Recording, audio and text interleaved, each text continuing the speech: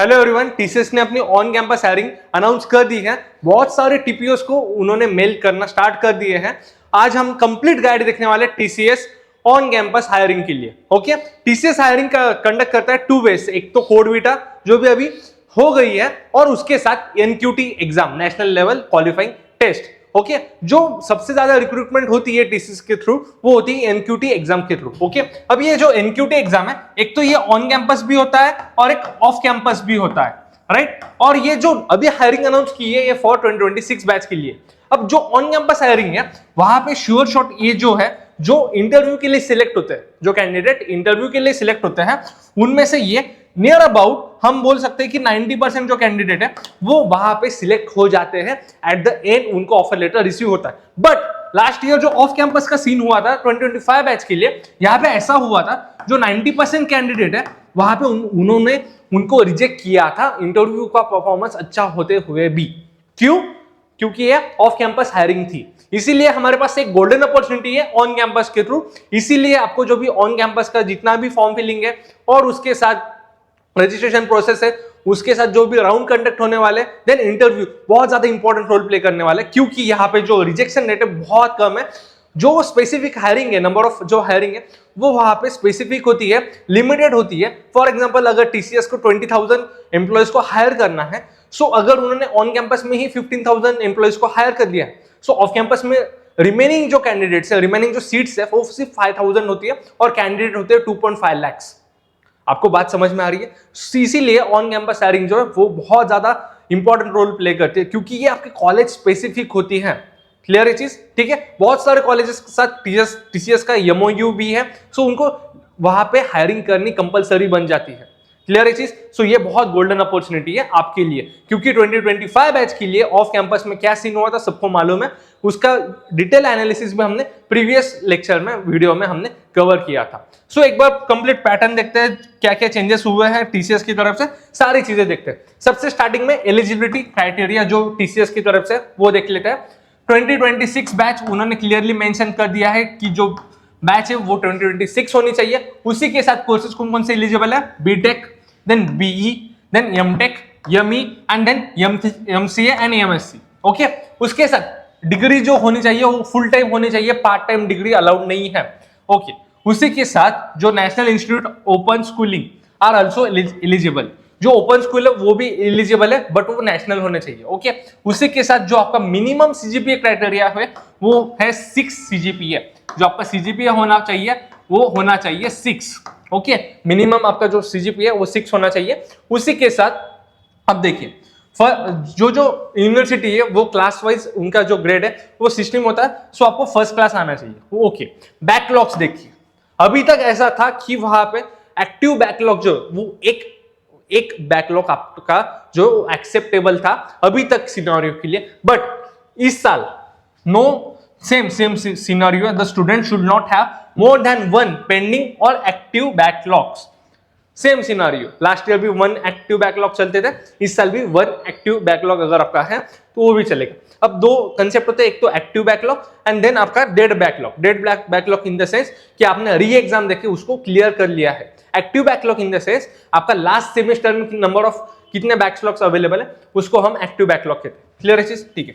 Gap, आपका जो educational gap है वो 24 मंथ्स से कम होना चाहिए। यहाँ पे 24 मंथ्स यानी 2 ईयर का आपका एजुकेशनल बैक जो गैप है वो वहां पे अलाउड है। देन वर्क एक्सपीरियंस, अब देखिए, students with prior work experience up to 2 years are eligible to apply for this hiring. मतलब अगर आपका एक्सपीरियंस 2 इयर्स है तो भी आप एलिजिबल हो वहां पे इस ट्राइब के लिए। उसके बाद आपकी जो limit, age limit 18 years to 28 years होनी चाहिए, बेसिक हायरिंग। ओके, उसी के साथ जो इंस्ट्रक्शंस है, आपको रजिस्ट्रेशन क्या कहाँ करना है, आपके टीपीओ में भी करना है, जो कॉलेज का टीपीओ का है वहां पे भी आपको रजिस्ट्रेशन करना है, और as well as next step जो पोर्टल है टीसीएस का वहां पे रजिस्ट्रेशन मैंडेटरी है। अब सबसे इंपॉर्टेंट चीज, आपको वहां पे नेम मिस्टेक नहीं करनी है। आपका जो ग्रेजुएशन डिटेल्स है वो भी आपको बहुत अच्छे से डालना है। कॉलेज के साथ आपको वहां पे कंसर्न करके आपको जो कॉलेज का नेम है, यूनिवर्सिटी का नेम है, मार्कशीट्स है, सीजीपी है, ये सारी माइनर चीजें वहां पे आपको अच्छे से फिलअप करनी है। अगर आपका एक भी गलती हो गई तो आप वहां पे आपका फॉर्म रिजेक्ट हो जाएगा और ये गोल्डन अपॉर्चुनिटी आपके हाथ से निकल सकती है। क्लियर है चीज? तो ये बहुत ज्यादा इंपॉर्टेंट है कि आपका जो फॉर्म है वो बहुत अच्छे से आपको चेक करके वहां पे फिलअप करना है। ओके, देन एक बड़ा उन्होंने यहाँ पे मेंशन किया कि पर्सनल ईमेल आईडी वहां पे यूज करना है, प्रोफेशनल ईमेल आईडी यूज नहीं करनी है। कॉलेज का भी जो ईमेल आईडी है वो भी आपको यूज नहीं करना है। जो आपका पर्सनल ईमेल आईडी है जो एक्टिव रहने वाला है वही आपको वहां पे यूज करना है। देन ईमेल आपका चेंज नहीं होता है बाद में, आपका जो ईमेल है वो बाद में चेंज नहीं होता, इसलिए जो आपका पर्सनल ईमेल आईडी वहां पे लगने वाला है। क्यों? क्योंकि ये पर्सनल ईमेल आईडी आपका अगर सिलेक्शन हो गया तो जब आपका टीसीएस का एम्प्लॉय प्रोफाइल बनता है तो आपको ये पर्सनल ईमेल आईडी ही वहां पे वैलिड होता है, वहां पे भी आप ईमेल आईडी चेंज नहीं कर सकते। क्लियर है चीज? इसीलिए पर्सनल ईमेल आईडी से ही आपको सारी चीजें करनी। अब ऐसा भी हो सकता है कि लास्ट ईयर जो है अगर आप यहाँ पे एमटेक के लिए अगर आपने वहां पे एडमिशन लिया है और फिर से आपको टीसीएस के लिए अप्लाई करना है, बट इससे पहले आपने 2 साल पहले 1 साल पहले अगर आपने टीसीएस एनक्यूटी के लिए अप्लाई किया है तो आपका वहां पे रेफरेंस आईडी जनरेट हुआ होगा सीटी और डीटी नाम से। ठीक है, तब आपको क्या करना है, जो आपका रिस्पेक्टेड यूनिवर्सिटी है, रिस्पेक्टेड कॉलेज है, वहां पे आपको कंसर्न करके वहां पे उनको बताना है कि जो मेरा प्रीवियस लॉगिन था वो अब मेरा डिलीट करके मुझे न्यू लॉगिन वहां पे करना है। क्लियर चीज? ठीक है, ओके, ये सारी चीजें वही उन्होंने दी है। उसी के साथ सबसे इंपॉर्टेंट वहां पे जो पोर्टल है टीसीएस का पोर्टल, वहां पे आपको चेक करना है स्टेटस जो है वो एप्लीकेशन रिसीव ये आपका आना चाहिए। उसी के साथ आप जो स्टेटस है वो वहां पे चेक कर सकते हो ट्रैक में एप्लीकेशन के थ्रू। ओके, ये सारी बेसिक डिटेल्स है, ये यहाँ पे बेसिक उन्होंने अप्लाई कैसे करना है सारी बेसिक डिटेल्स वहां पे दी है। आपका जो प्रोफाइल है वो आईटी के लिए होता है, एक बैक ऑफिस होता है, ओके, और एक होता है आईटी के लिए। सो आपको आईटी वहां पे सिलेक्ट करना है। ठीक है, अगर आपको डिटेल वीडियो चाहिए फॉर्म फिलिंग की तो वो भी आप बता सकते हो, हम डेफिनेटली ट्राई करेंगे कि एक फॉर्म फिलिंग की डिटेल वीडियो आपके पास आ जाए। जो डेडलाइन है वो है 19th of October, ये आपकी डेडलाइन है। क्लियर है चीज? ठीक है, ओके, ये बेसिक चीजें हैं। ओके, पेपर पैटर्न सबसे इंपॉर्टेंट। अब 2 सेक्शन होते हैं और एक ही दिन में 2 सेक्शन होती है। एक ही दिन आपको 1 सिटिंग में, सिंगल सिटिंग में आपको 190 मिनट्स आपको सिटिंग करके ये कंप्लीट पेपर देना पड़ता है। न्यूमेरिकल एबिलिटी पार्ट 1 सेक्शन में 25 मिनट्स ड्यूरेशन है, वर्बल एबिलिटी सेम 25 मिनट्स का ड्यूरेशन है, रीजनिंग एबिलिटी 25 मिनट्स का ड्यूरेशन है। Advance quantitative and reasoning ability फिर से 25 मिनट्स, एडवांस कोडिंग 90 मिनट्स। अब नंबर ऑफ क्वेश्चंस टीसीएस ने उनके जॉब डिस्क्रिप्शन में वहां पे मेंशन नहीं किया है, सो नंबर ऑफ क्वेश्चन में वेरी। ओके, जनरली यहाँ पे आते हैं 25-20, क्वांट के 20 आते हैं, 25 आते हैं, इस तरह से ये सीरीज का चलते रहता है। क्लियर है? कोडिंग के आपके 2 क्वेश्चंस होते हैं, 2 क्वेश्चंस। ठीक है, लास्ट ईयर का अगर हमने एनालिसिस किया तो 2 क्वेश्चंस होते हैं। अगर आपको डिजिटल चाहिए, डिजिटल प्रोफाइल जिसका पैकेज नियर अबाउट 7.09 होता है, अगर आपको डिजिटल प्रोफाइल चाहिए तो आपका 0.5 मतलब एक कोड एटलीस्ट पार्शियली आपका एग्जीक्यूट होना चाहिए, उसके ज्यादा हुआ तो आप डिजिटल के लिए एलिजिबल हो। अगर आप 1.5 से ऊपर कोड अगर आपके रन हुए हैं, मतलब एक कोड कंप्लीट और एक पार्शियल कोड वहां पे रन हुआ है, तो आप प्राइम के लिए एलिजिबल हो according to the last year trades. समझ में आया? ठीक है, ओके, पैकेज देख लेते हैं। जो प्राइम का पैकेज है फॉर अंडर ग्रेजुएट्स वो होता है 9.09, डिजिटल के लिए होता है 7.09, निंजा के लिए होता है 3.46। क्लियर है? और अगर आप पोस्ट ग्रेजुएट हो तो आपका ये पैकेज 11.59 होता है फॉर प्राइम कैंडिडेट्स, 7.39 होता है फॉर डिजिटल कैंडिडेट्स, 3.62 होता है फॉर निंजा कैंडिडेट्स। क्लियर चीज? मैं फिर से बताता हूं, अगर आपका एप्टी बहुत अच्छा है, अगर आपका एप्टी बहुत अच्छा गया है, बहुत अच्छा गया, ठीक है, मार्क माय वर्ड्स, बहुत अच्छा गया तो आप निंजा के लिए सिलेक्टेड हो। अगर आपका एप्टी भी अच्छा है प्लस आपका 0.5 से ज्यादा कोडिंग क्वेश्चन हुए तो आप डिजिटल के लिए एलिजिबल हो। अगर आपके 1.5 से ज्यादा कोड अगर रन हो गया है तो आप प्राइम के लिए एलिजिबल हो। एप्टी कंपलसरी अच्छी होनी चाहिए। सो सबसे ज्यादा इंपॉर्टेंट रोल जो प्ले करता है वो करता है एप्टी, क्योंकि जो 2 कोडिंग क्वेश्चन है, एक क्वेश्चन बहुत ज्यादा आसान होता है और एक मीडियम लेवल का क्वेश्चन वहां पे होता है। जो आसान क्वेश्चन है जिसको बेसिक कोडिंग भी आती है वो सिंगल इजी क्वेश्चन जो है वो वहां पे सॉल्व कर सकता है, रन कर सकता है, एग्जीक्यूट कर सकता है, बट उसकी एप्टी अच्छी होनी चाहिए। अगर आपकी एप्टी अच्छी है तो आप ऐसा एज्यूम कर सकते हो और बेसिक कोडिंग आपको आती है तो यस, डिजिटल के लिए आप एलिजिबल हो सकते हो। क्लियर है चीज? सो एप्टी पे ज्यादा फोकस करना है। जो आपका जो ड्राइव है वो 15 नवंबर से जो आपके एग्जाम है वो स्टार्ट होने वाले हैं। 15 नवंबर से जो आपका ड्राइव है वो कंडक्ट होने वाला है वेरियस रीजन्स में और ऑल ओवर इंडिया। सो आपके पास कितने डेज है, सिर्फ वहां पे हम बोल सकते हैं अगर दिवाली हमने अगर वहां पे कंसिडर की तो आपके पास सिर्फ 20 डेज है।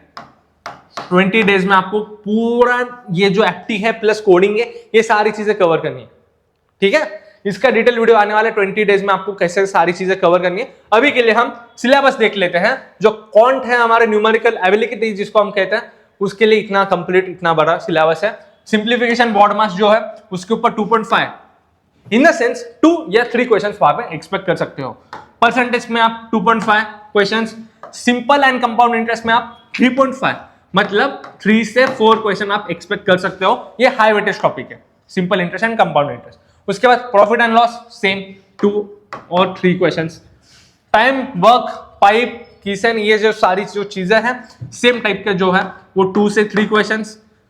Ratio and proportion 1.5 questions, ages and proportion 2.5, alligation and mixture 1.5।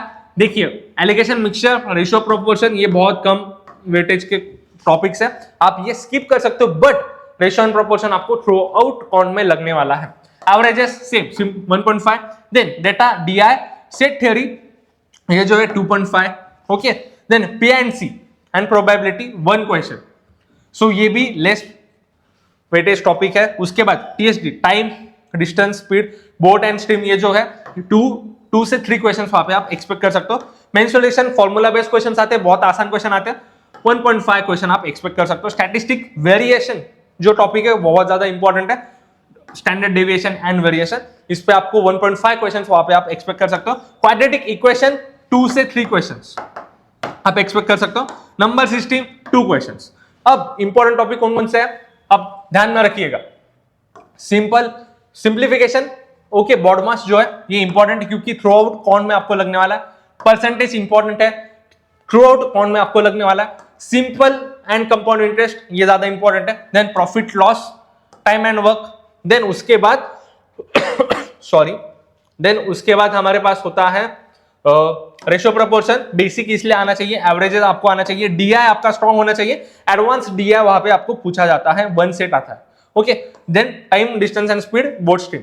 Okay, इतना सारा इंपॉर्टेंट है। Quadratic equation basic formula base होते हैं। देन स्टैटिस्टिक, इसमें सिर्फ 1-2 फॉर्मूला है, स्टैंडर्ड डेविएशन, वेरिएशन, ये इतना ही अगर आपने किया तो आप अच्छा सा स्कोर वहां पे कर सकते हो। इसका जो क्राइटेरिया है कट ऑफ जिसको हम बोलते हैं वो होता है 65%। फॉर एग्जांपल अगर 20 क्वेश्चन वहां पे है तो आपको नियर अबाउट 13 क्वेश्चन वहां पे राइट करने, देन आप एलिजिबल हो फॉर नेक्स्ट राउंड। क्लियर चीज, कितने 65% आप डिजिटल एंड प्राइम के लिए वहां पे सिलेक्ट हो जाते हो। 65% आपको वहां पे स्कोर आना चाहिए। ओके, अगर आपको 80% अगर आपने अचीव कर लिया एक्यूरेसी तो इट्स बेस्ट, ठीक है, फॉर प्राइम कैंडिडेट्स। वीआरसी, एक आरसी वहां पे आता है, रीडिंग कम्युनिकेशन 10 क्वेश्चन, ठीक है। Fill in the blanks 6, parajumbles, TITA, TITA means type in the text box या फिर टेक्स्ट आंसर जो है आपको वहां पे टाइप करके वहां पे आपको आंसर वहां पे देना पड़ता है, 4.5 questions. Informal to formal 3 questions, spot the error 5 questions, synonyms antonyms 2 questions, 1 और 2 वोकैब के बेस ये क्वेश्चंस आते हैं। सबसे ज्यादा इंपॉर्टेंट आरसी वहां पे रोल प्ले करता है। RC means reading comprehension, paragraph आता है उसके बेस पे आपको क्वेश्चन के आंसर्स वहां पे देने पड़ते हैं। क्लियर चीज, ओके। देन एलआर में देखिए, अब एलआर दो ही सेक्शन में आता है, एक advance reasoning and LR separate section. Okay, so coding decoding सबसे इंपॉर्टेंट 4.5। अब इंपॉर्टेंट टॉपिक देखते हैं। देन सर्कुलर अरेंजमेंट, और हम कह सकते हैं सिंपल अरेंजमेंट जो टॉपिक है, अरेंजमेंट जो टॉपिक है सिंपल, फिर सर्कुलर हो, फ्लोर हो, देन सिटिंग अरेंजमेंट हो, लिनियर हो, पैरेलल हो, सब टाइप के जो अरेंजमेंट है वहां पे आप 8 to 10 क्वेश्चंस वहां पे एक्सपेक्ट कर सकते हो सिर्फ अरेंजमेंट से। क्लियर चीज, ठीक है। देन क्रिटिकल रीजनिंग 2.5, सिलोजिज्म, उसके बाद 3 questions, number series 2.5 question, puzzles 3 questions, data sufficiency 2.5 questions, then non verbal that is water image, mirror image, paper folding 4 questions. So important chapter कौन सा है? Coding decoding, alphabets related coding, Chinese coding, इसमें 5 questions आप expect कर सकते हो। उसके साथ आपको क्या करना है, नॉन वर्बल जो है water image, mirror image, paper folding, इसमें आप 5 क्वेश्चन एक्सपेक्ट कर सकते हो, आपके हो गए 10 क्वेश्चन एंड अरेंजमेंट के आपके 8 क्वेश्चन। क्लियर है चीज? यहाँ पे आपका 70% जो पेपर है वो कवर हो जाता है। तो ये 3 टॉपिक्स बहुत ज्यादा इंपॉर्टेंट है, ये आपको करने हैं। क्लियर है? ओके। देन एडवांस सेक्शन जो है हमारा, जो एडवांस पार्ट है, ये कब लगता है? ये लगता है प्राइम एंड डिजिटल कैंडिडेट्स के लिए। क्लियर है चीज? प्राइम एंड डिजिटल कैंडिडेट्स के लिए, और निंजा के लिए भी बहुत ज्यादा इंपॉर्टेंट रोल प्ले करता है। अगर आपको कोडिंग कुछ भी नहीं आती तो इसमें आपका स्कोर अच्छा होना चाहिए, बेस्ट होना चाहिए। Arrangements same, floor based, square based, linear, circular, ये सारी चीज। Logical reasoning, coding, decoding, data sufficiency, DS हम जिसे कहते हैं। क्वाड्रेटिक इक्वेशन बहुत टफ लेवल के नहीं आते, मीडियम से टफ, ठीक है। उसमें भी जो पर्टिकुलर पार्ट है, रियल एंड इमेजिनरी रूट्स जो है, sum of roots, product of roots, इस पे वर्ड प्रॉब्लम बहुत ज्यादा इंपॉर्टेंट है। डीआई के ऊपर pie charts, then bar charts, tabular, ठीक है, टेबल्स भी आते हैं। Then radar, chapter base, okay, ये आप वहां पे स्किप भी कर सकते हो। इंपॉर्टेंट क्या है? Pie chart, bar chart and table. Then time, speed, distance, arithmetic, then permutation and combination. हम यहाँ पे 2 क्वेश्चन एक्सपेक्ट कर सकते हैं पी एंड सी से, वो भी मीडियम लेवल के questions, okay. Then statistics, then mensuration, 2D and 3D। यहाँ पे भी आप एक क्वेश्चन फॉर्मूला बेस एक्सपेक्ट कर सकते हो, फॉर्मूला बेस क्वेश्चन आता है और कैलकुलेशन लेंदी होते हैं, ठीक है। आपके पास जो है वर्चुअल कैलकुलेटर अवेलेबल है, तो वहां पे लॉक्स के कैलकुलेशन, ये बेसिक कैलकुलेशन वहां पे हो जाते हैं। क्लियर है चीज? ठीक है, कंसेप्चुअल क्लैरिटी आपके पास होनी चाहिए। ओके, आपको समझ में आ गया? यस। अब देखते हैं कोडिंग सेक्शन में बेसिक C++, पाइथन, यहाँ पे एसक्यूएल भी आप यूज कर सकते हो, C# भी यूज कर सकते हो। लैंग्वेज का कोई भी लिमिटेशन नहीं है, आप कौन से भी लैंग्वेज में कोड कर सकते हो, ठीक है। बट आपका फाउंडेशन बहुत ज्यादा क्लियर होना चाहिए, क्योंकि जो इनपुट पैटर्न है TCS के, आपने देखा होगा कि आप बहुत सारे स्टूडेंट्स को कोडिंग कंसेप्ट बहुत अच्छे से क्लियर होते हैं, बट उनको इनपुट लेने नहीं आता। क्यों? क्योंकि TCS इनपुट में देता है 1 2 3 4 इस तरह से हर इनपुट में देता है, और ये सारी चीजें क्या है? एक स्ट्रिंग फॉर्मेट में आती है। तो आपको क्या करना पड़ता है? स्ट्रिंग को फिर से इसको स्प्लिट करके इन दोनों को निकालना पड़ता है। देन कॉमा सेपरेटेड वैल्यूज है, इसको भी कॉमा सेपरेट करने पड़ते हैं। देन इसको अरे में स्टोर करना पड़ता है। ये प्रोसेस आपको 10 लाइन का कोड सिर्फ इनपुट लेने में लगता है, उसके बाद एक्चुअल क्वेश्चन स्टार्ट होता है। ये सारी चीजें वहां पे है। देन आउटपुट बेस्ड क्वेश्चन, जैसा मैंने कहा, पॉइंटर, अरे, स्ट्रिंग, सबसे important topics TCS point of view से। रिकर्जन, ग्राफ्स, ये इतने इंपॉर्टेंट नहीं है as far as TCS concern, okay. Searching of algorithm, yes important है।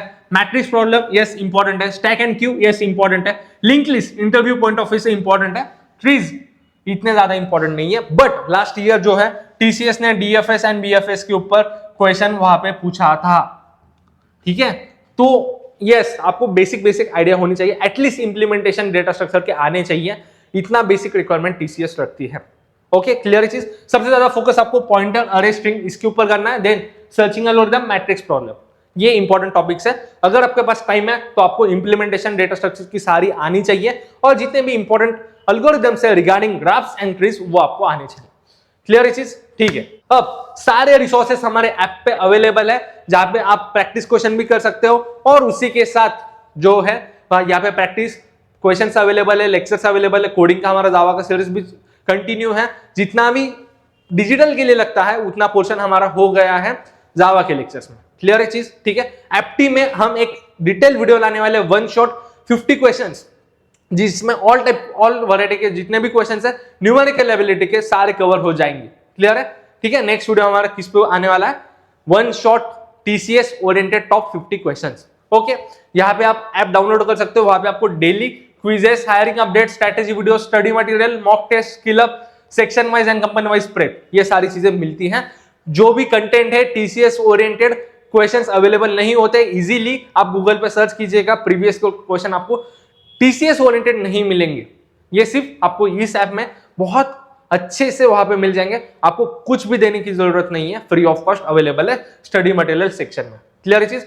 आपको ऐप प्ले स्टोर से डाउनलोड करनी है, ओके। और कौन से टॉपिक पे आपको वीडियो चाहिए कमेंट कीजिए।